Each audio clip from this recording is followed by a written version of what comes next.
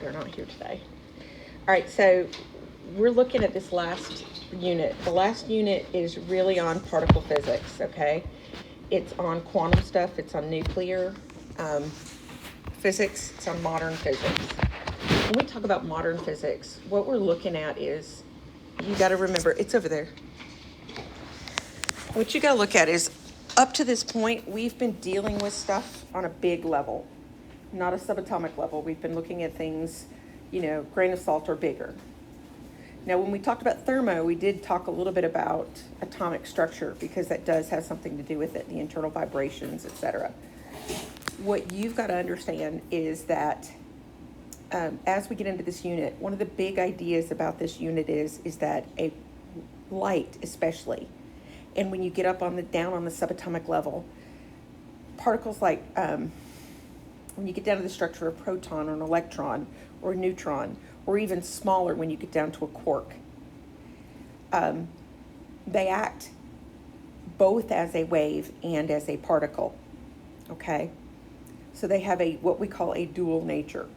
And that's one of the things they talk about. One of the things we'll look at today is the dual nature of a particular subatomic particle or atomic particle, okay? So now what we have to talk about is we need to talk about the difference between energy being discrete or being continuous, all right? When we talk about a wave, we're usually thinking more along the lines of a continuous thing. When we talk about a particle, we're really talking about discrete. When we get down to that atomic level, especially when we're talking about electrons, what we're really looking at is a discrete idea. Now think about why. You took chemistry, right? Do you remember when we talk about the structure of an atom? You've got a nucleus. You've got a nucleus full of protons, neutrons, and then we've always described it as rings. 2 electrons in the first ring, and then every ring thereafter has 8, if we're lucky, or however many. And we know the number of electrons in the ring. Like hydrogen has 1 electron. It's got 1 ring, it's got 1 electron in that ring. The next particle has 2 electrons, and then 3, so it's got full ring. It wants to fill its rings up. It fills the first ring, and then it has a second ring that has 1 electron in it. If it has 6 electrons, it's got the first ring full of 2, and then it's got 4 in the next one, and so on. The more solid the ring is, in other words, the particles that are the most stable, the hardest to knock an electron out of, are the ones that have full rings. So a particle that has 2 electrons is very, very stable. Its ring is full. It doesn't have any extras anywhere. It doesn't want to give them up. It doesn't want to pull any in. It's good. One that has 10, a 2, and an 8, very stable. Those are the ones we call our noble gases, are typically stable, the most stable electrons. Helium, hydrogen's got 1 helium, neon, xenon, stuff like that in that last row of the periodic table. Those are very stable because they have full rings and not any extras, or not quite enough, not too, just barely too many. They're very stable. And the closer you get to stable, that noble gas line, the more stable the atom becomes. All right.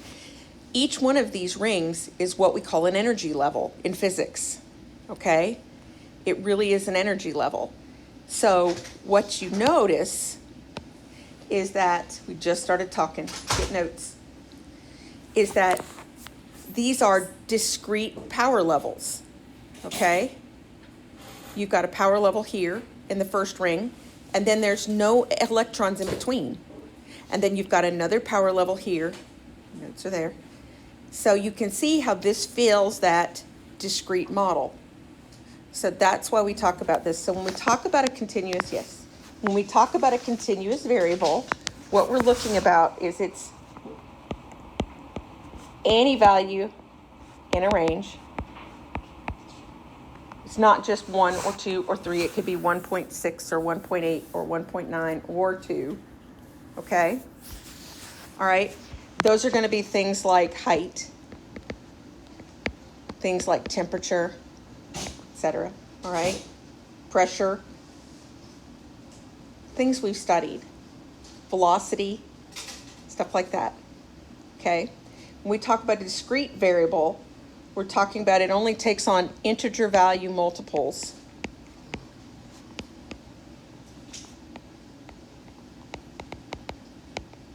Okay, so continuous is a straight line, of course. But discrete, we sort of talk about as stair steps. And really, we're talking about just those flat plateaus. And think about how those would be the things that would coincide or correspond to the energy levels in an atom. Those rings in an atom, okay? For each electron ring. All right, so they're integer value multiples. It's never in between. It's just those. So we could talk about those. It'd be like shoe size. You wear an 8, you wear an 8.5, you wear a 9. You don't wear an 8 3/4. They don't make an 8 3/4. Okay? Grades. You make an A, you make a B. You don't make an A.5. Okay? An A.5. A score on an AP test. You make a 3, you make a 4, you make a 5. You don't make a 3.5. They don't give half levels. Those are discrete scores. Next Friday at noon. So that'll be our last time in this class. Your last time in this class will be Wednesday. Yes. Today, Monday, and Wednesday. Where's what we at? Wesley's accepting a scholarship. So I'm recording this for him. All right, so we were talking about why we talk about this. One of the big ideas in physics when we get to small particle physics, and when we talk about particle physics, we're really talking about protons, neutrons, electrons. We're talking atomic scale. So when you hear particle physics, think atomic scale. Because what we've learned is that if it's bigger, if we're looking at something on the level of a grain of sand or bigger, in other words, we're looking at light, things like that, on a grain, or energy on a grain of sand or bigger scale, it behaves as a wave. However, if we look at it on the small subatomic level, it acts as a particle. So it has this, what we call a dual nature. All right, it can act as both, sort of at the same time, but it has more properties of one at one time or another. And so what you got to remember is if it's big, if we're on a big scale, it's going to act like a wave, have more properties of something like a wave. If it's on a small scale, it's going to act more like a particle that has it's what we call a photon, a discrete bundle. It can do things like collide, like an electron can collide with another electron, okay? We don't look at that collisions and the Newtonian physics sort of on that scale unless we're really, really small and we're actually looking at individual electrons or individual protons, all right? So big scale, wave. Small scale, particle, when we're talking about light. All right, so let's look at what we call ultraviolet catastrophe. When we get an object, you've got to understand a little bit about the, maybe before we do this, what you've got to understand is where this came from. When we started looking at stuff, this is a relatively new thing. Until we had microscopes that could look small enough, electron microscopes, we didn't know what was going on. We could only theorize. That's why we call all of this stuff with things like electrons and protons and that sort of theory is modern physics. When we get on very small scale, we're really talking modern physics. All of the classical physics stuff we do is things like from Newton. It's pretty far back, but we couldn't look small enough to know what was going on. They suspected there were smaller things than just an actual particle. They theorized the atom and what it was made up of, but they had no real way of knowing it. All right, so once we could verify that, we started looking at things like, how does it act? Does it act like a wave? Does it act like a particle? And then we started making decisions. Bohr, B-O-H-R. Bohr was the first guy who really thought about and started making predictions of what was going on. He's the first guy who said, all right, it acts like a particle here and it's discrete. And he's the first guy who started talking about why he said that. Why is it discrete? Why is it and made up the language that what we talk about like a photon. All right. So I want you to think about what happens in your typical atom. All right. So here's your typical atom right here. Y'all looking at this? Here's your typical atom. this is an atomic scale drawing. However, the way we usually look at this is we look at it as an energy level drawing. Remember what we said, this is like ring 1, this is ring 2, and so on. What we do is we call these n equals 1, n equals 2. The third ring would be n equals 3. And remember from chemistry, 2 electrons, 8 electrons, 8 electrons, 8 electrons, until we get up to 16, far enough out we get 16 electrons and so on, right, in a ring? Remember the orbits? Yes? Okay. Yeah. Okay, I just want to make sure you have some frame of reference.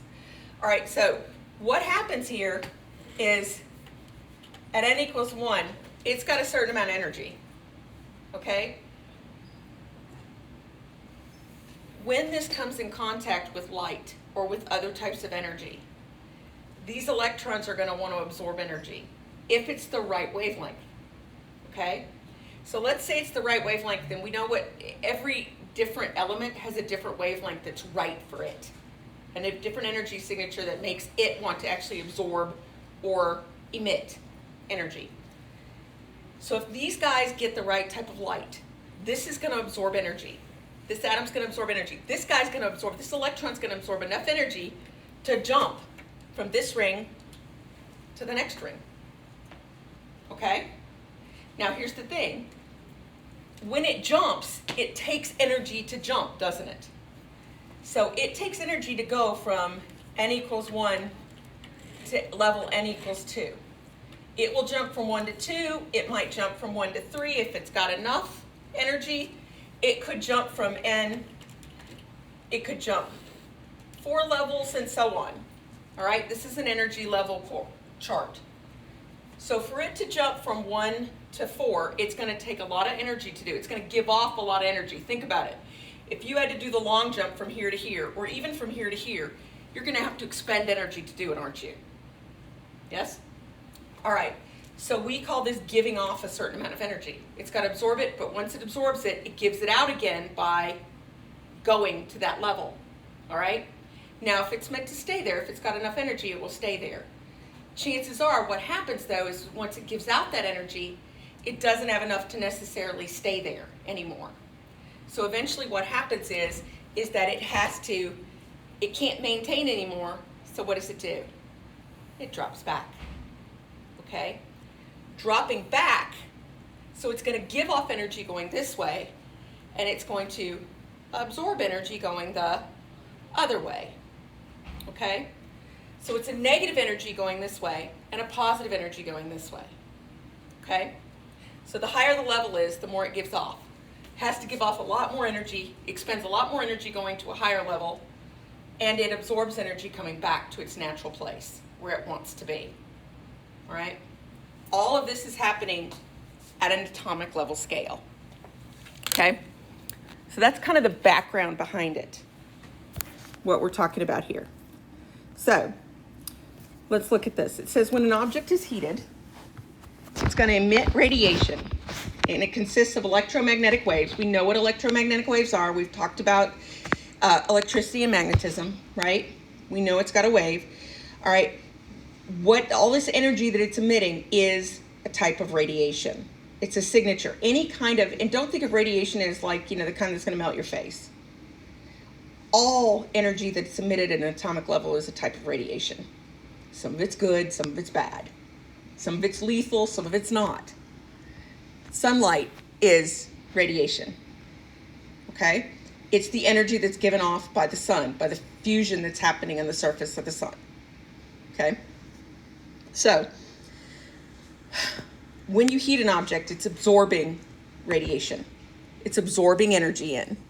That's why you heat up when you lay in the sun. Your body, made up of particles, absorbs the energy. All right? So now, if you have a black body, something that is called a black body, you should know what that is. Just understand what the term is. If we've got a black body, then it is something that absorbs all electromagnetic radiation and re-emits the energy. Okay? So if it is a black body, it's going to absorb everything it gets, and then it's going to re-emit it. All right. Radiation emitted from a black body only matches the understanding of light as a wave at high wavelengths, okay? Now look at this chart right here. Look at the relationship between wavelength and intensity. If it has a very low wavelength here, what do you notice about the intensity?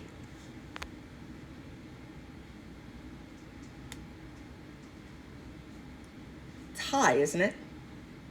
But as the wavelength gets high, the intensity gets low.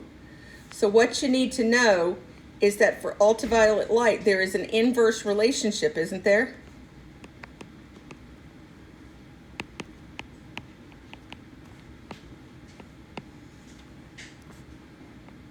Wavelength and intensity. Okay.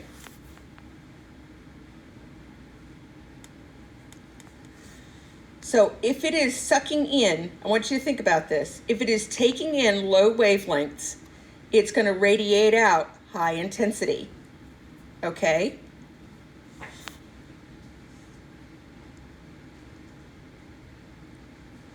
If it gets high wavelength, it's going to radiate out low intensity. And it kind of makes sense if you think about it in a way. Think about wavelength, what wavelength is. Wavelength, high wavelength would be very close together, wouldn't it? That means it's getting a lot, which means the intensity would be, yeah. Okay.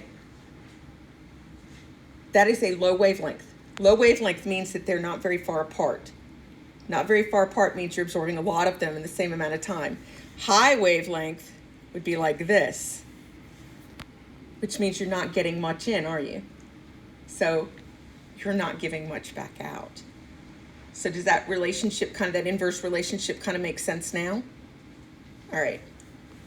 So this problem, this weirdness of this inverse relationship was called the problem of the black body radiation. In other words, if you take in a high wavelength, you emit a low intensity versus, this was actually solved by a guy named Planck, okay? You might know him. Planck's constant, do you remember that from chemistry? You probably dealt with Planck's constant before, okay?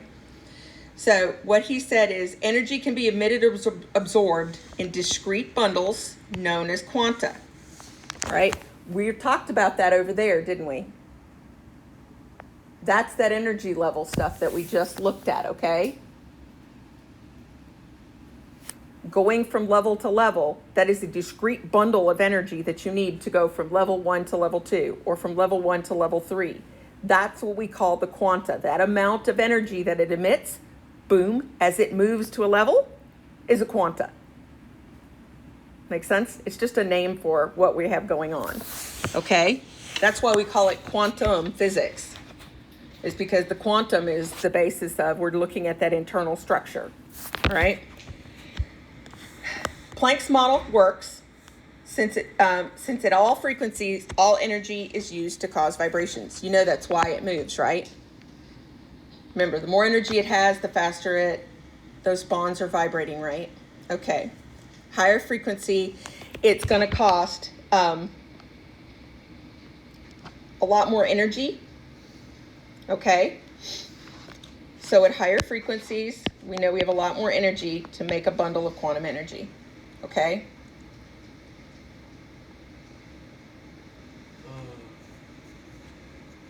This also accounts for the inverse relationship. Think about it. If you've got a high frequency, it's going to take a lot of it to make one bundle, and therefore it puts out fewer bundles. Thus, the intensity is fewer. Okay? So that also makes sense in this regard. If you've got a low frequency, it's going to take fewer of them, which means you can put out more of them. All right? What are you looking at?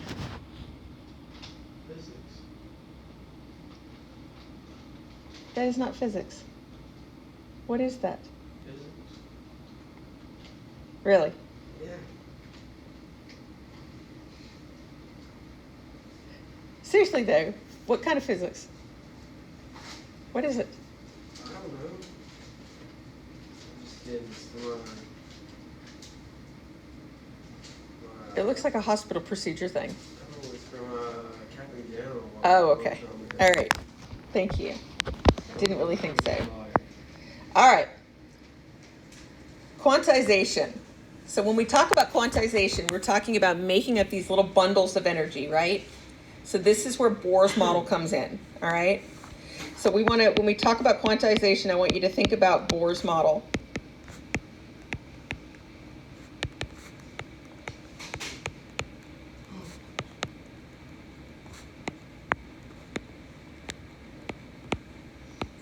And that's the energy levels for electrons that we talked about, all right?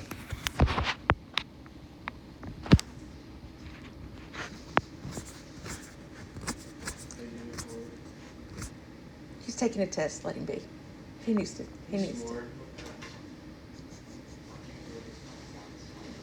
Well, grab one. Plug that one back in though. Put yours on the charger while you're doing the other. All right.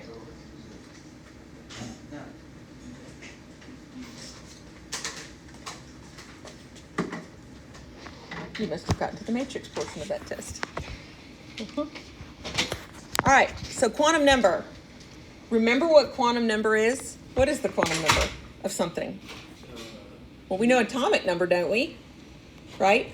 So if everything has its own special signature, it must all have its own special quantum number, right? Okay, so what is the quantum number? Okay, what we know is this. It's E equals, there's a way to figure this out. E equals H F. What do you suppose the F stands for? Frequency. Yes, okay. You know what H is?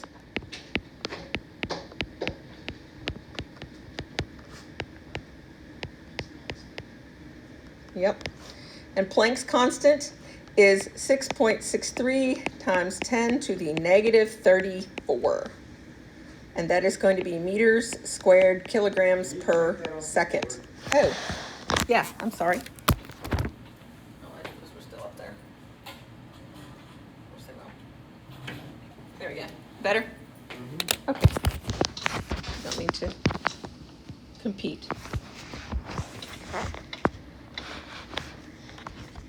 Because remember what a quanta is. It is a bundle of energy.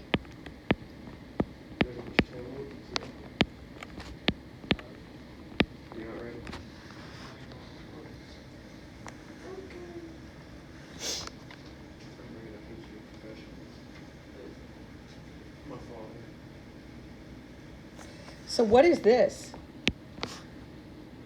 E usually stands for what? Energy. So it's going to be the amount of energy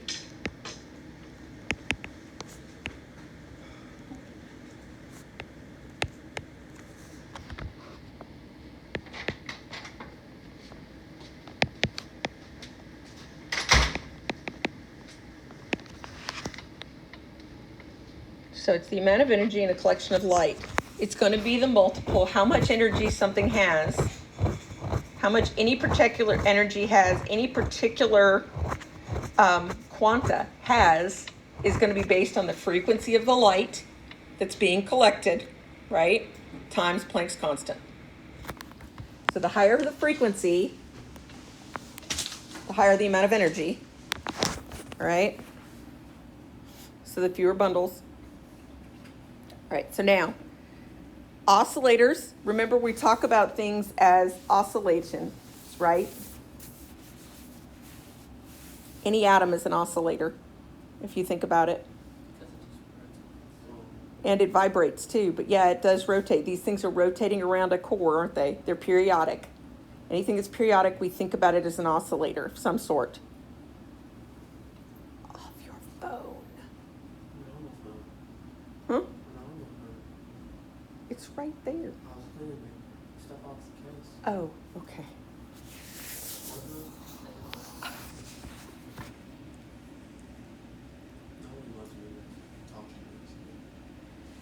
So an oscillator emits or absorbs energy while making a transition from one quantum state to another. These quantum states, guys, these quantum states, I want you to think of those as the rings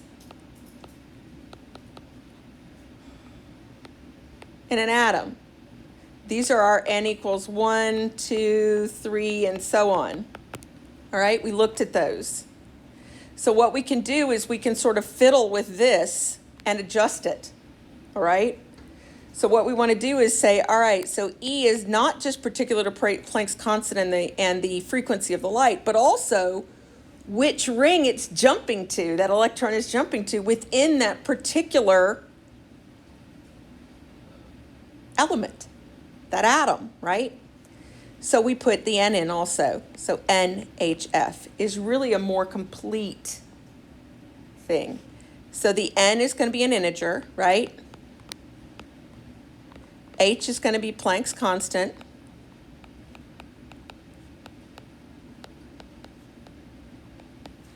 And F is going to be what? Yep. F is going to be the frequency of that particular, whatever it is, the frequency of the light, right?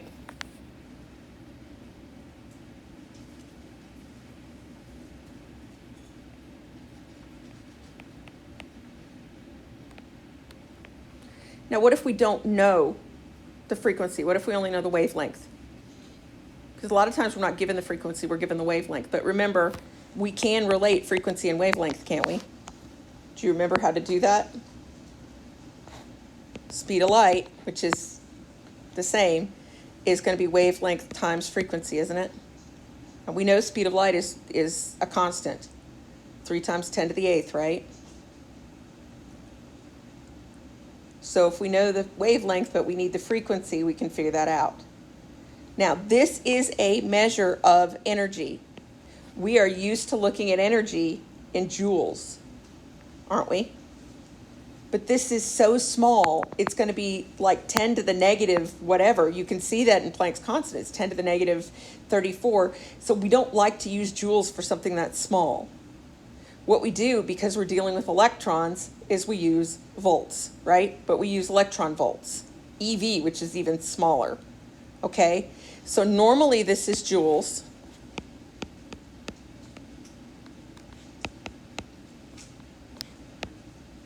For energy, right?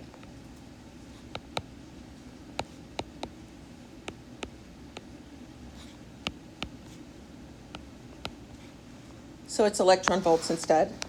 And 1 electron volt, just so you know, 1 electron volt is 1.602 times 10 to the negative 19 joules. So you can see that the numbers get so small that if we tried to measure them in joules, it would be really ridiculous. We wouldn't really get a good feel for the electric potential of these particular exchanges, okay?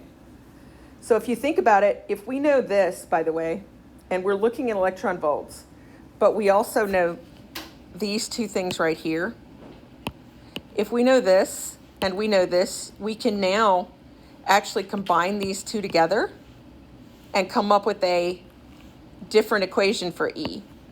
We can now say E is equal to NH. And if we solve for frequency, this would be C over wavelength. So that is an alternative version of that equation for figuring out the quantum energy of something. How much energy is emitted or absorbed. We also need to remind ourselves about the signs. Okay? And what did we say? If it is going to a higher state,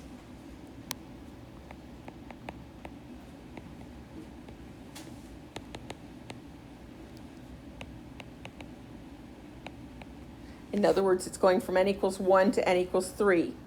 That would be a higher state, right? If it's going from a higher state, is it absorbing or emitting energy?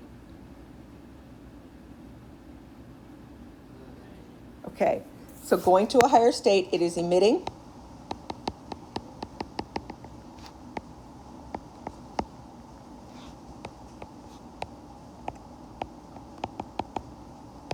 So it's negative, right? It's doing work. Now,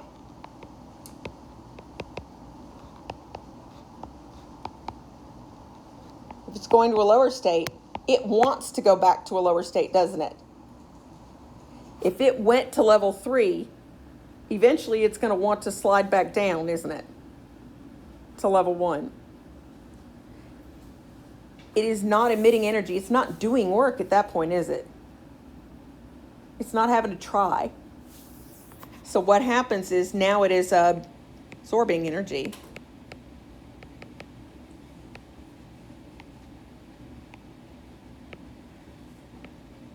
So it's positive. Okay?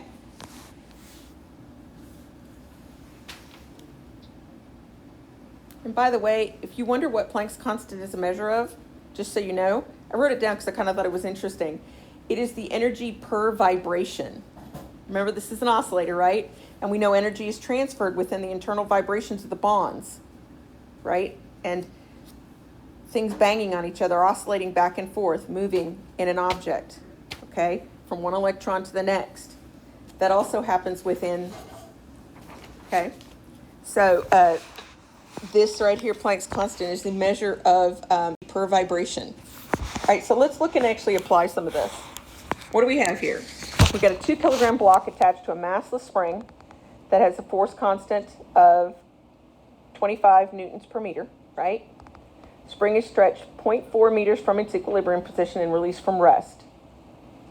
Assuming the energy of the oscillator, we know a spring moving is an oscillator, isn't it? So you can see the parallel here. Find the quantum number n for the system oscillating. So the actual quantum number itself is that n. It's what stage, what level it's at, right? So how do we do that?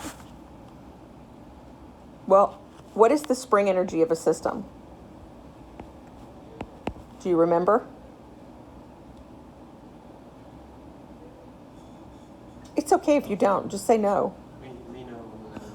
It's 1/2 kx squared, okay? The spring energy of a system is 1/2 kx squared. That would be on your formula sheet if you ever had to use it. It says U sub s for spring, okay? K is the spring constant, right? So we can figure out what the energy is of this system to start with it stretched backwards, how much potential it has to vibrate. Make sense? So we could figure that out. That's 1/2, K was 25, and X, it's going to be moving 0.4, so 0.4 squared. If you take and multiply all that together, you're going to get what we call 2 joules, okay? So it has a potential to release 2 joules of energy, okay? So now, we want to relate this somehow to what we already know. We want the quantum number, okay? So we're still working on A. Quantum number, we know E equals, and E is energy, isn't it? Yes? Yes. N, H, F. Frequency here. All right. So now, we don't know the frequency, but what do we know? If it's a spring, not really, but what it does have is a period. When we look at springs, we talk about period and frequency being related also. Remember, for a spring, frequency is 1 over the period. And the period of a spring, T for a spring, is going to be equal to the square root of, it's 2 pi. I left out my 2 pi. 2 pi times the square root of m over k, the mass over the spring constant. So anywhere we have frequency, we can substitute in the period of spring, if it's an oscillator like an actual spring. All right, pendulum has a period also, and its period is related to the length of the string and gravity rather than mass and spring constant, right? All right, so you can see why. If you pull back a heavy mass and let it go, it's going to go faster, isn't it, than if you take a light mass and pull it back, because that mass is driving it. Get it? The more mass, the faster the period is. Okay. So anyway, so we can now substitute in this guy right here, this period function, into this formula. All right? We know what the energy is. This energy is going to be 2 joules. All right? That's what we just found here. That's the energy of the system that it has to move levels. Okay? We're looking for N. So let's solve this for N. Let's start with that. If we're going to solve for N, we get N equals E divided by HF. Correct? Well, we know what 1 over F is. So think of this as E over H times 1 over F. Well, 1 over F is T, isn't it? So this can be subbed in here.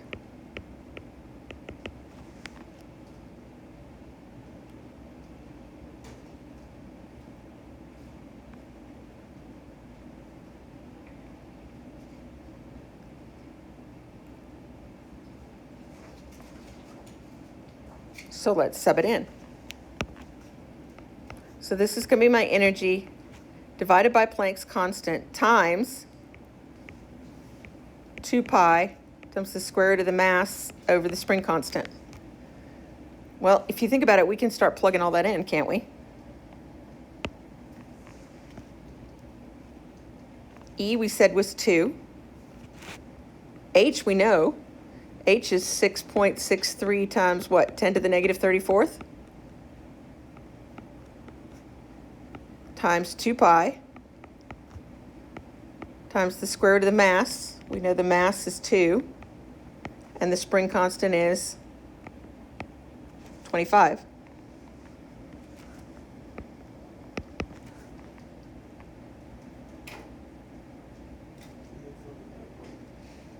It's actually going to be a pretty big number.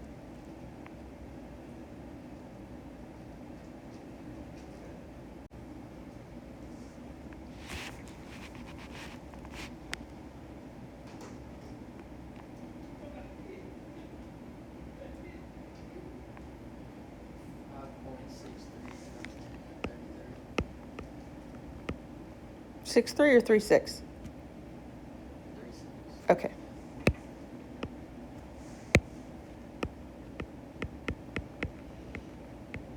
And that, of course, is in joules, which would mean it would be really, really a lot of electron volts, wouldn't it? So there's a tremendous amount. The quantum number here is humongous, okay? And what did we say? If it was on a really, really big scale, it's acting more, at this point, it's acting more like a what?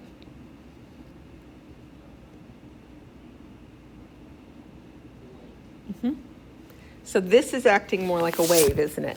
Okay? When the energy is so big like this, when the quantum number is so big, it's jumping so far. Think about it. It's got so much energy to give off.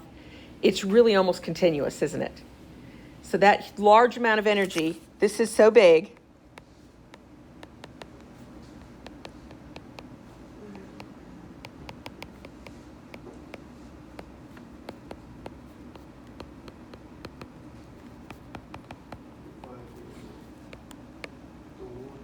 So it's acting like a wave, okay?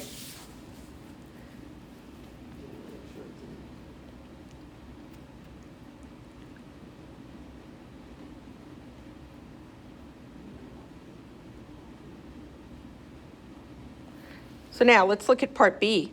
What does part B say? It says, suppose the oscillator makes a transition from the state above to the state below it. By how much does the energy of the oscillator change? Okay. Remember what we said. Each quantum state is HF apart, isn't it?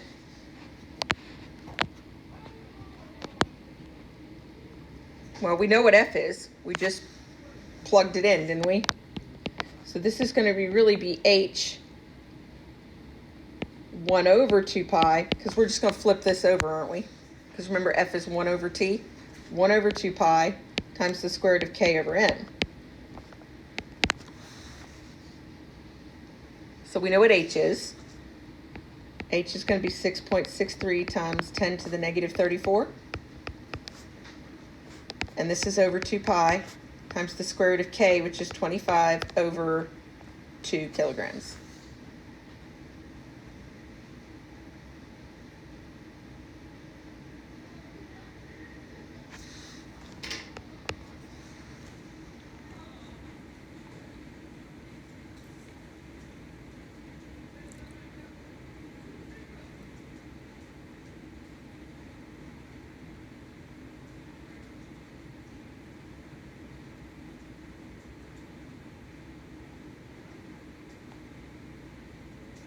It's going to be a really small number.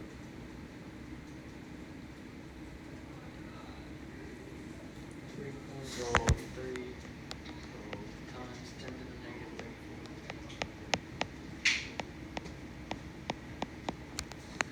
34. Okay? So I want you to look at that. It doesn't take very much energy for a jump from one level to the next, does it? But look how much energy it has available. Huge, doesn't it? This is another reason we know it's more continuous. Think about it.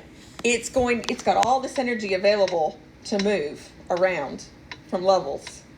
And that's what it's going to continue to do. It's going to start moving levels continuously, which, if you watch my hand, it's oscillating. The energy levels are oscillating back and forth all the time with all this energy it has available. So that's what we call it continuous rather than discrete, okay? Which totally makes sense if you think about it. Now let's look at one that's actually a little bit more related to an actual photon. It says how many photons of wavelength 500 nanometers are emitted per second by a 60-watt lamp, assuming that 1% of the energy of the lamp goes into a photon wavelength. So the first thing we need to figure out is what? How much energy is available? What is my E, basically? 60 watts is what?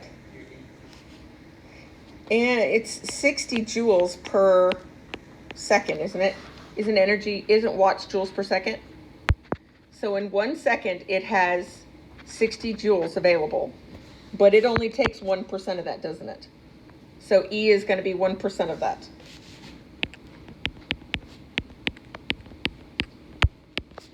So it's going to be 0.06 joules. So that's my E.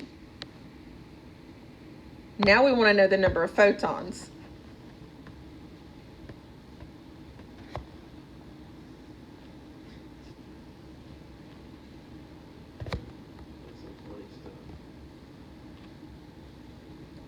So if we want to know the number of photons, this is the amount of energy available that's used. We need to know the amount of energy for 1 photon, don't we? So this is all energy. So now we're going to do energy for 1 photon. So E for 1 photon, we're talking wavelength here. Remember, what did we say? This is going to be the HC over the wavelength one instead of HF.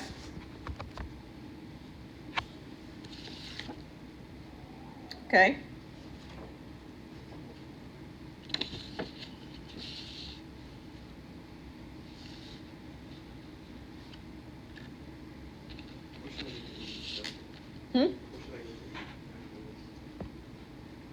Oh, Chick-fil-A.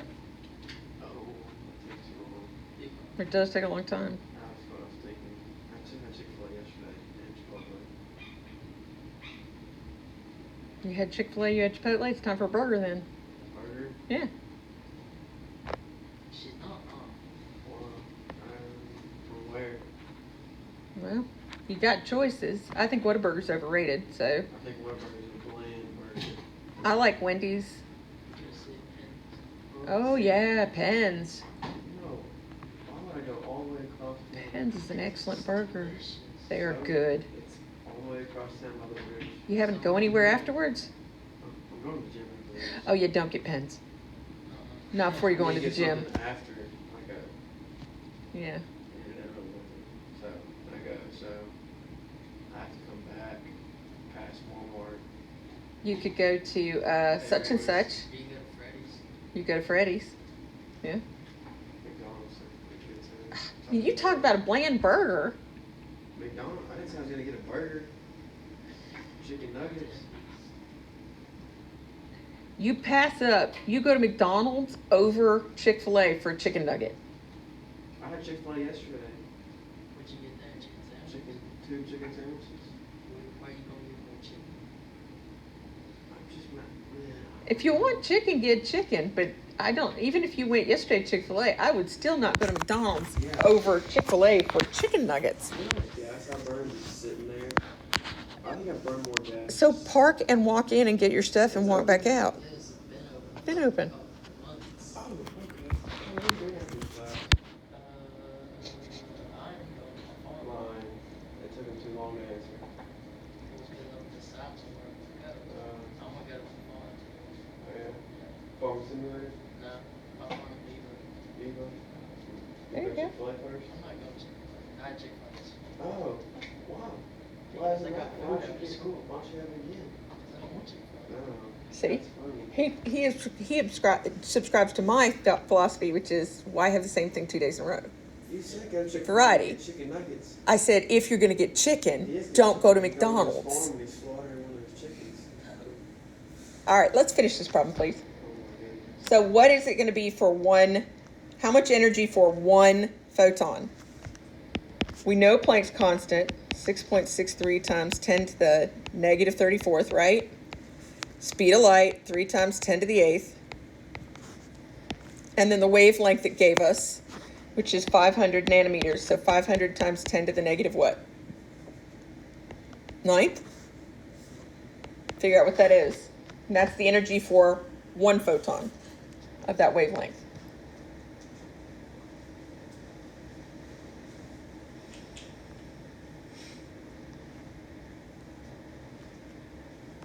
Where's Cookout was open?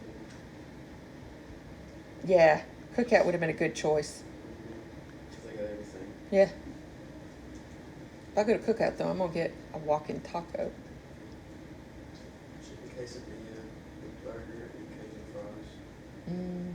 3.97 goals, 10 to the negative 19. So that's for one. So if we want to know the number of photons, right? We need to take the total and divide it by total energy.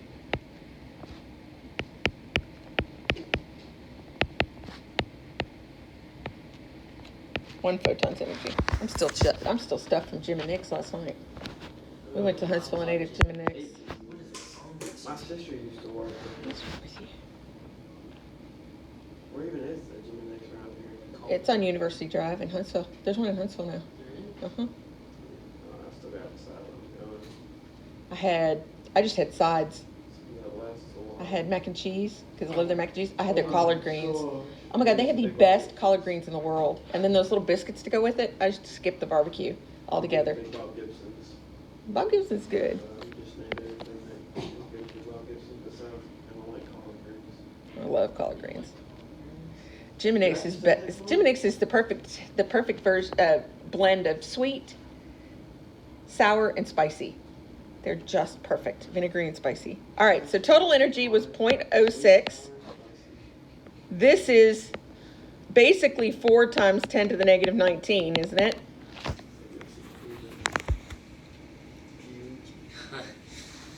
So we're going to take this and put it right down here. And we're going to get the number of photons out. Free food, free food. That's true. That's a lot of energy compared to, so this is big compared to this, isn't it? So that seems like there would be a lot of photons emitted. So we're looking for a big number, aren't we? 1.5 times 10 to the 17. That's a lot. Much stuff, like. Photons, okay?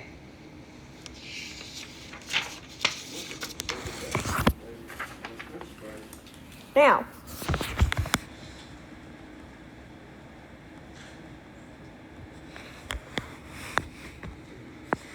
so let's talk about the photoelectric effect.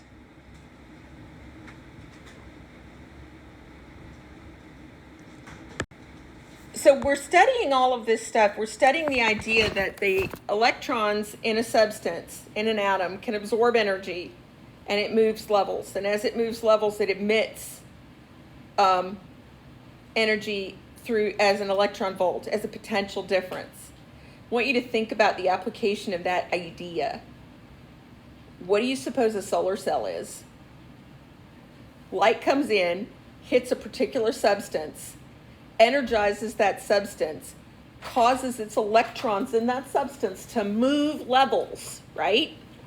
So we've got all of these electrons in this particular substance that's painted on our electrovoltaic, it's called electrovoltaic gel a lot of the time, painted on a grid, okay? Sunlight's streaming down on it. It's absorbing all of this energy in, and what's happening is as the electrons are all moving state levels, it's emitting basically what is potential difference. It's emitting voltage.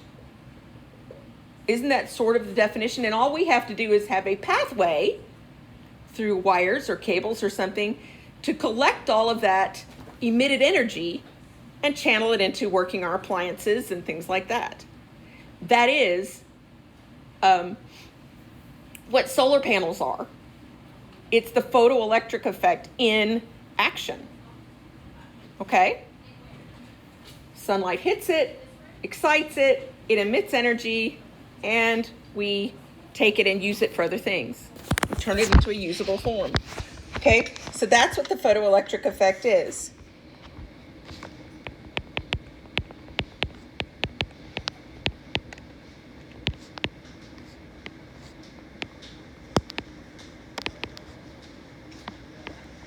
Here, just put it in that basket right there. Thank you.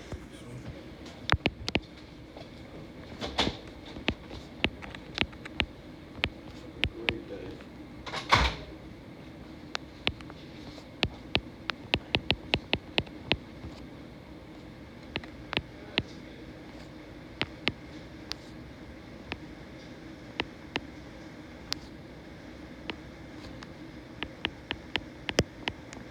Long does the AP test take? We have 4 hours? What is it? No, yours is 3. It's 3 hours. Isn't it like 150 questions? No, yours is 40 multiple choice and 4. I think it's 4 free responses. We did 120 from you. I don't know. Someone said that they saw the. I can't see. No one saw anything. No, the physics 2 exam. The physics 2 exam is 50 multiple choice and 4 free responses. Carter, what class are you in? So I'm talking about the test.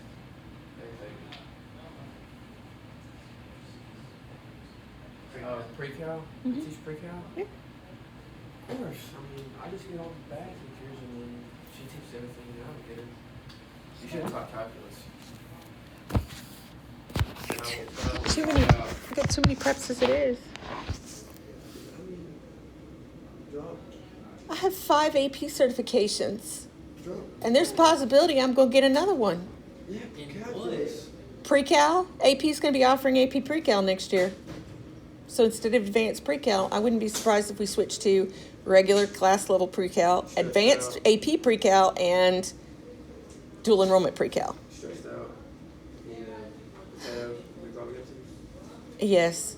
If I don't get me a 2 on the test, I'll give you a 1. Oh, my mom's going to be gone tonight too. We may just have Bob Gibson's potatoes for dinner tonight. I won't have to cook. That's an excellent idea. This is a super excellent idea. So that idea can just the rest of the time. No. So, Yeah. just, Oh my God, guys, please just hurry. I'll wait until he's back. Guys, we've got to get through this material. This is the last section on your test. Okay? We have a test on this? No, yeah, AP exam next Friday. No, no. I'm just trying to get some more information into you so in case you run into a question on the AP exam that's about this stuff, you kind of understand it.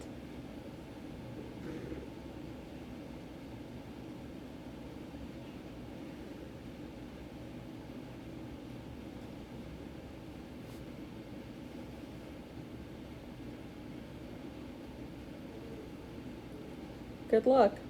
Service? Uh-huh. I've been doing it on the desk, so. I've seen it. Wait, what? You are the reason next year that I'm going to have to get a cell phone holder and, Good. and hang Those it up. kids need discipline. Yeah, those kids. I'm a good kid.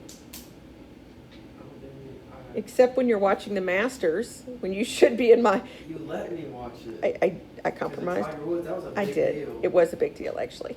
I do understand that. That's For the kid only who reason I plays, wanted to watch for the it. kid who plays golf in high school, seriously, Tiger Woods in the Masters finally, again, after all that time, is a big deal. I get it.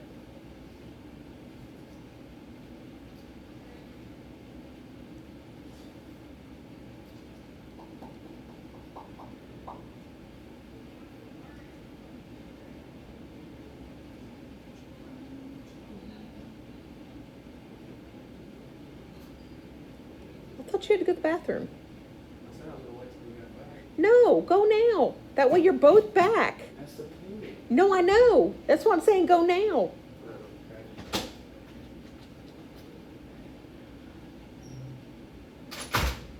Oh my God. Constant, it's a bunch of thugs in there, so. I'll go later, I guess. Okay. There's like 8 kids that talk about fighting. Oh Lord. Did you use the bathroom? Are you serious?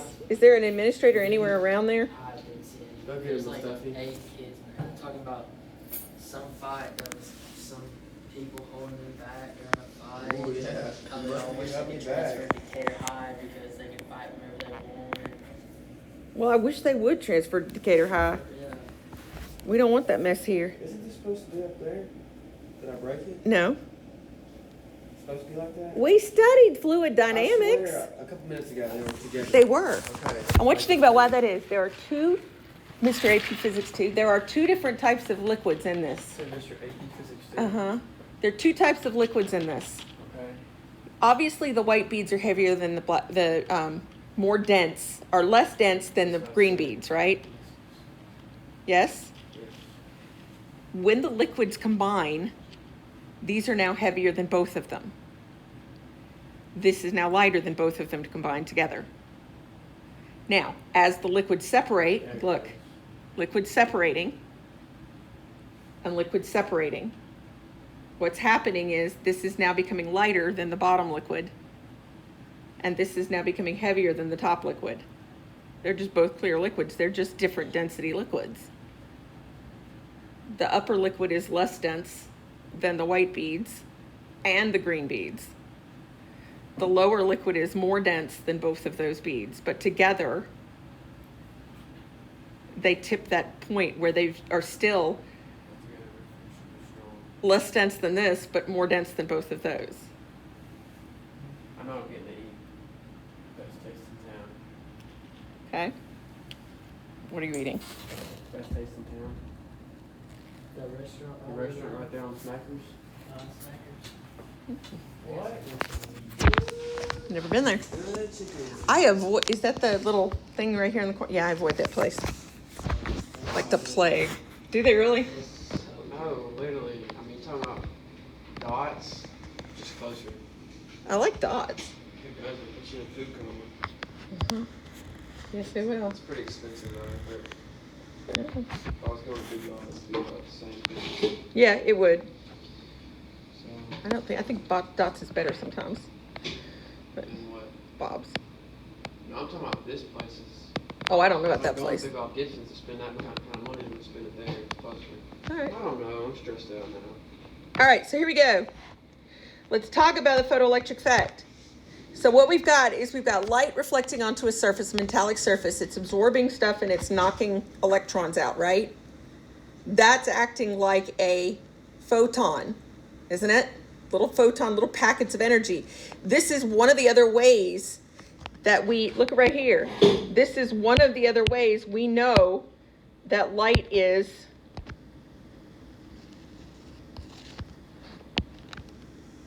a particle, is because of the photoelectric effect.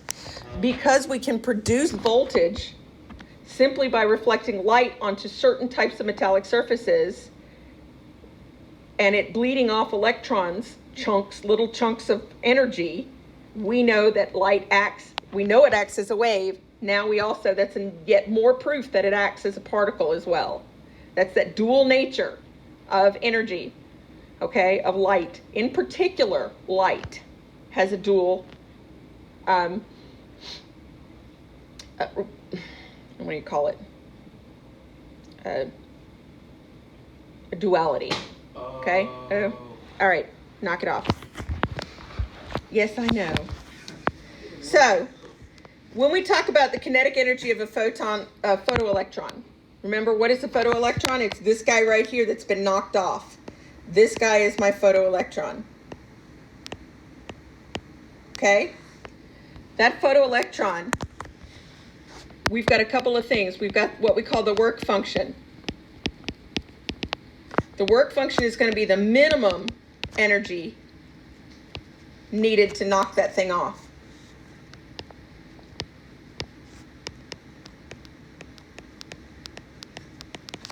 To free an electron. Okay? That is phi equals HF naught. Okay? Now, what is F naught? F naught is a frequency, but it is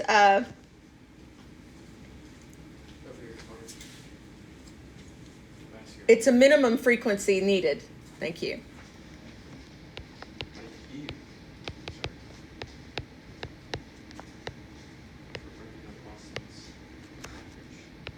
Yes. Okay.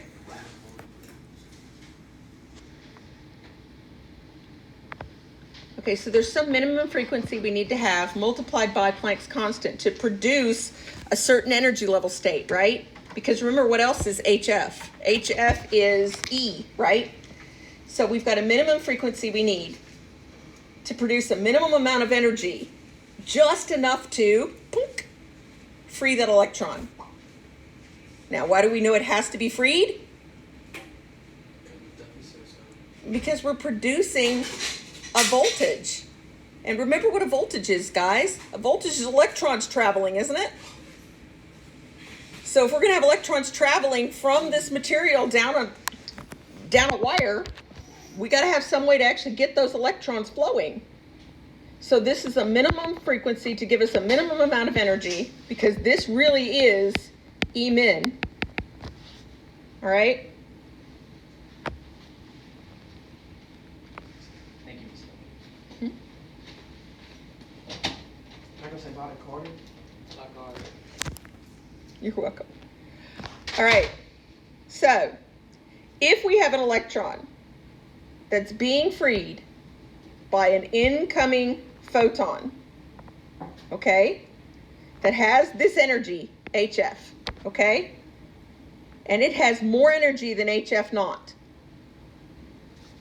then what do we have? We have leftover energy, don't we? That leftover energy is in the form of kinetic energy, okay? So we're going to use a little bit to free it, and then we're going to have a whole lot of energy for it to move, aren't we? So what we have is what we call K max. That's this guy right here.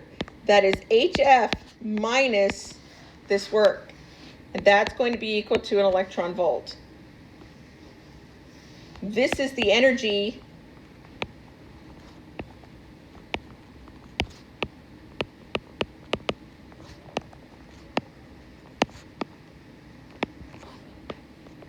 for the freed electron. It took a certain amount to kick it out of its orbit. Now the rest of that energy can be towards moving it.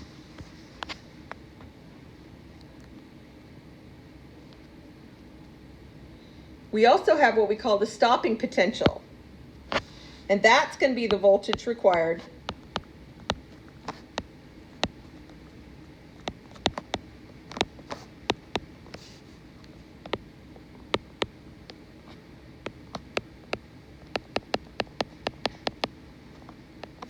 to stop emitting electrons. And that is this, V sub s equals W divided by Q.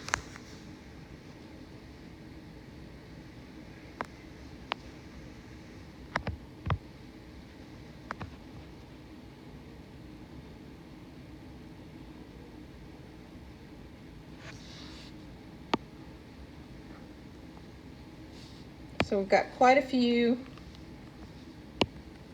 formulas here that we need to make sure we know.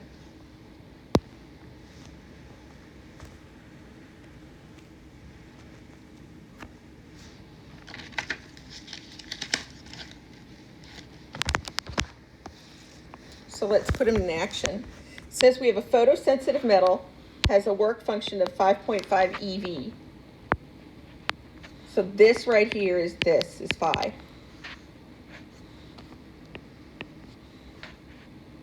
It's illuminated with a light of a wavelength of 0.2 micrometers. Okay? It says calculate the energy of the incident photons. So for A, we want the energy. Energy is HF, isn't it? But we don't have F, we have wavelength, so we change this to HC over the wavelength. Correct? So then we plug in Planck's constant.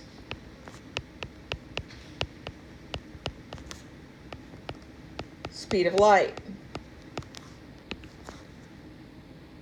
0.2 times 10 micros negative 6.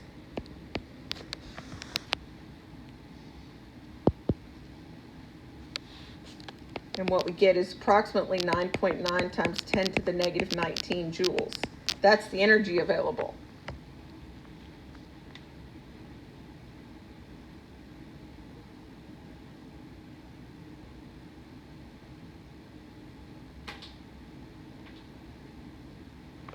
Okay? So that B says calculate the maximum speed of the ejected electrons. Well, guys, we know that K max is going to be equal to 1/2 mv squared, isn't it? So we're looking for V. So we got to find K max first, don't we? So think about it. We have a formula for that. K max is equal to that HF minus phi, okay?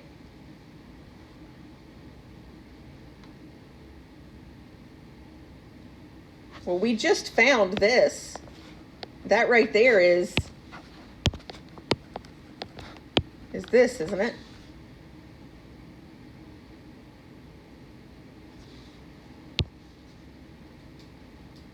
And we know this.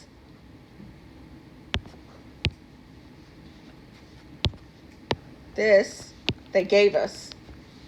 Except one's in joules. We've got in joules, and that's electron volts, isn't it? So we've got to make the swap. So what did we say 1 electron volt was equal to?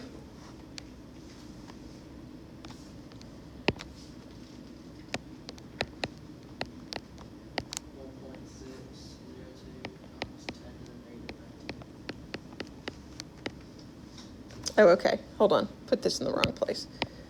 Okay. So 1 electron volt is equal to 1.602 times 10 to the negative what?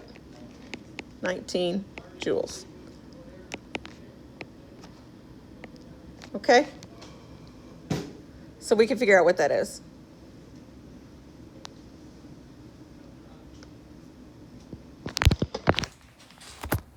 Oh, it's a Doctor Strange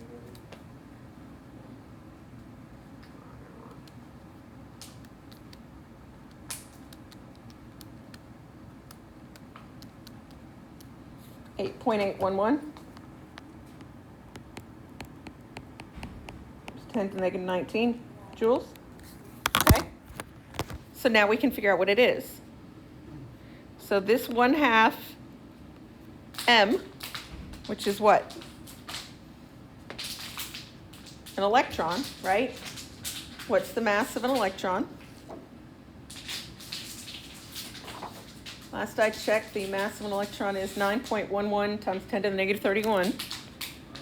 So 9.11 times 10 to the negative 31 times v squared is going to be equal to HF, which was 9.9 times 10 to the negative 19, minus this, which is 8.811 times 10 to the negative 19. So all we have to do is calculate for v. See how I just plugged in to the formula? So 9.9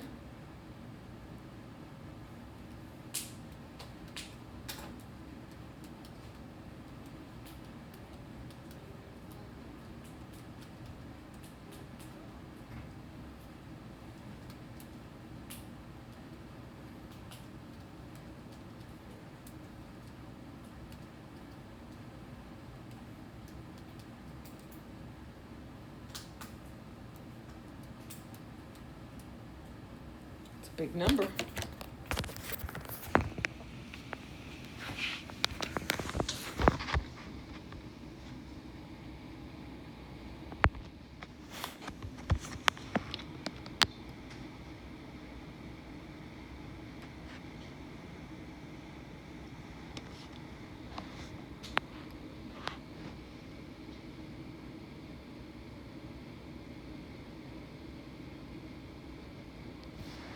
I got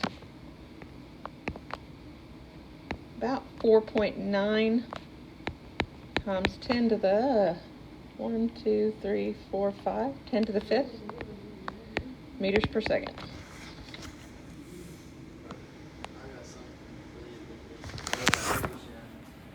I got 3.14159. That's pi. Let me double check what I wrote here. Let me see.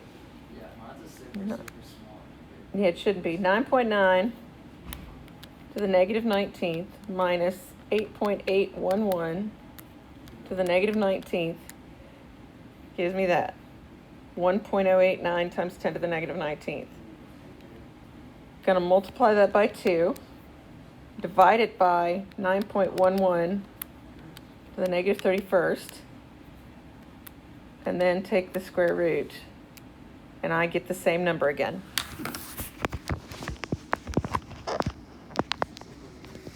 I got a maximum velocity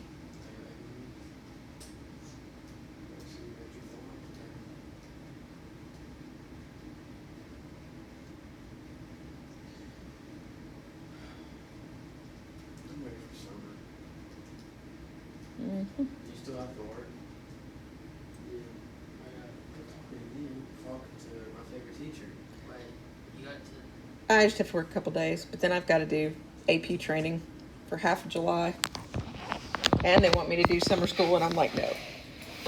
I'm not doing summer school. Heck with that. Or I'm pretty sure Mr. Garth might have an issue with that. But I'd have Every to. time I pass the assistant principal, they just give me these ugly looks. Like, They what you always looking do at? is, like, give people snake. Especially Miss Bailey, she always gives me a what's the snake point? eye. Every time You? I say, give Yes, me a snake me eye, she's too. like, Every time that I'm all at the the time. staircase. She's playing with you. No, it's every day. She really is playing with you. Since 9th grade. she gives everyone a snake eye. That's funny. All right, what's the minimum wavelength?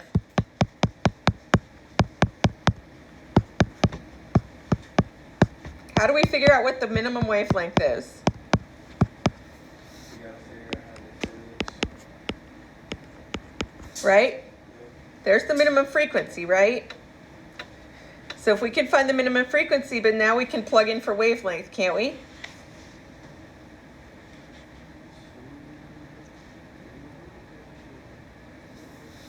So we're going to adjust this and say, all right, so this is going to be equal to what? HC over the minimum wavelength, right?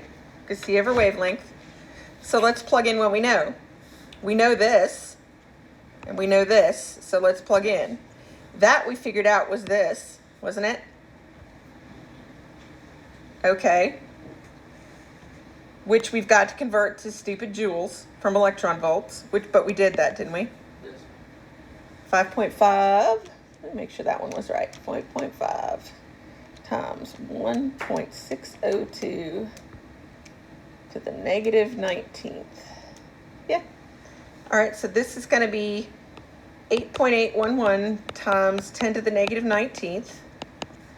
This is going to be h, which is 6.63 times 10 to the negative, what, 34th?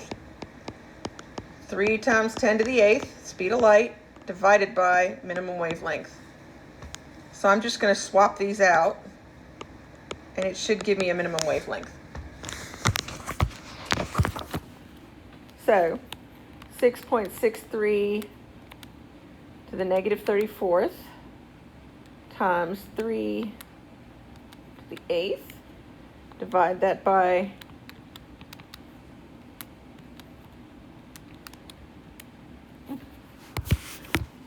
I get 2.26 times 10 to the negative 7th, which means I get approximately 0.22 nanometers. No, yeah. No, wrong direction. Nanometers is 10 to the negative 9th, right?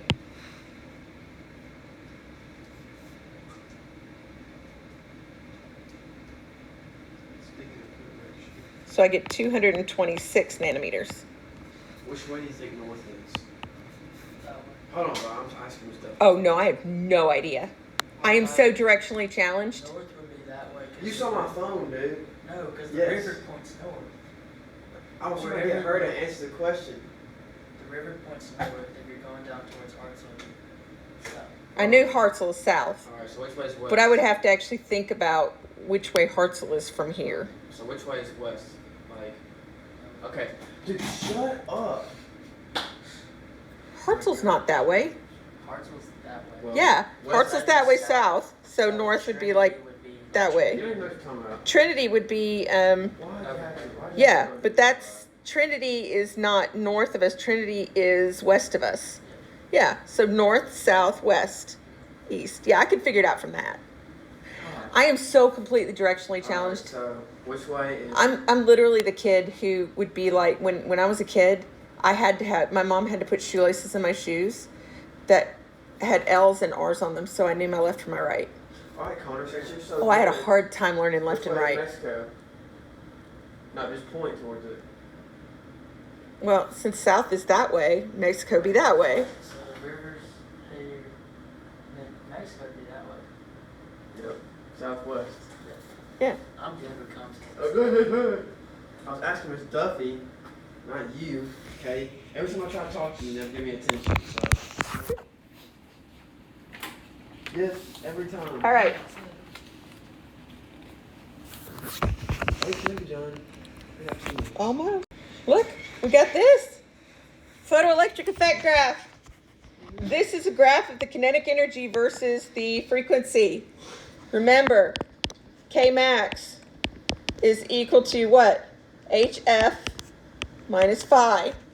So you've got this right here. If you look at this Planck's constant, this is the slope of that line. Think about it. It's the equation of a line, isn't it? This is your y-intercept. This table's not level. That's your slope. So that's what you need to know, is you need to know the slope of the line of this graph is equal to Planck's constant. Good job, engineers. Just making sure we're safe. We're safe. I should get the award for wasting the most time.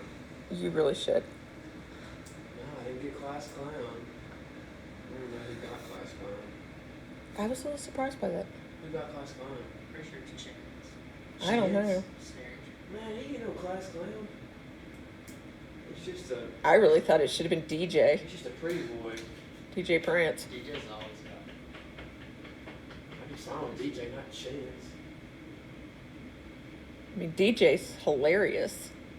And he is always cracking a He's joke. always been like that. And Yep. about to do dragon boat races next weekend. Those two. You go fry. Hey, You y'all doing it for do. Austin? Yeah. I'm doing it for like my mom's Carnegie period. Like I'm worried about that. I was Yeah. forced to do it. So was DJ. I love y'all. I think I'm doing it. You're cracking me up. Group chat. All right. We have to have a drummer. Mm-hmm. Keep talking. Come on, we got like 20 seconds left. All right. You have 2 sections of homework today. No.